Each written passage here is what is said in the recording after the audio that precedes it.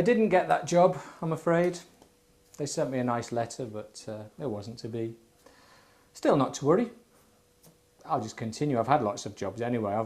I've worked as a waiter, I've worked as an actor, I've worked as a manager.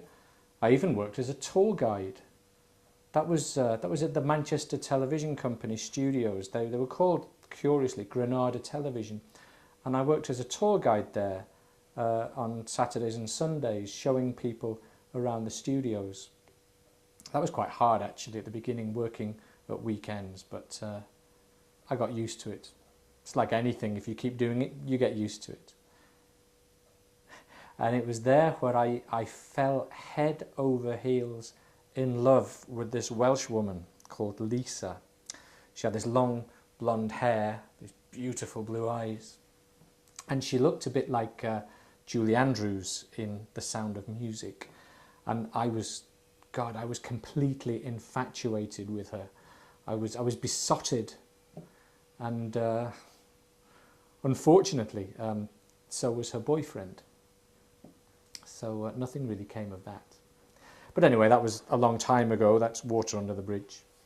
Now, I only have eyes for this woman I met in the pub a few nights ago. I'd gone for a drink with some friends, well, some acquaintances, really, some ex-colleagues who I worked with on a local newspaper. We went for a couple of drinks, and there was this woman standing at the bar, long black hair, sort of Mediterranean looks, and she was having trouble ordering a round of drinks. So I thought, well, you know, I speak Spanish, so I'll go and help her with my, with my Spanish. So I went over to her and I said, "Aló, mi llama es Zak, te ayuno," which means, "Hello, my name is Zak, can I help you?"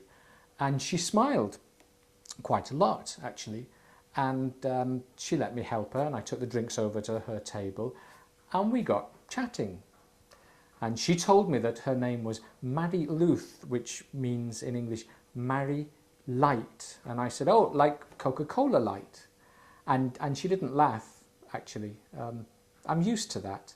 I'm used to people not laughing at my jokes. I'm used to that shadow of confusion that crosses their face when I speak to them. And, well, that was that. But I think she'll be going into the pub again sometime. I think she's just come over from Spain. So I'm going to go this weekend I'm probably going to go with my friend, my best mate, Andy. We're bosom pals, Andy and me. I used him once. When I was a manager, I managed a small art gallery, and I used Andy to deliver the paintings. And we hit it off straight away. We're kindred spirits, really. We read the same books. We read books by Hermann Hesse. We liked the same music, Led Zeppelin, Mike Oldfield, Mozart. And as I say, we've become best of friends since then. And that's what you need, really, if you're going to go and find romance. You need the moral support of your best mates.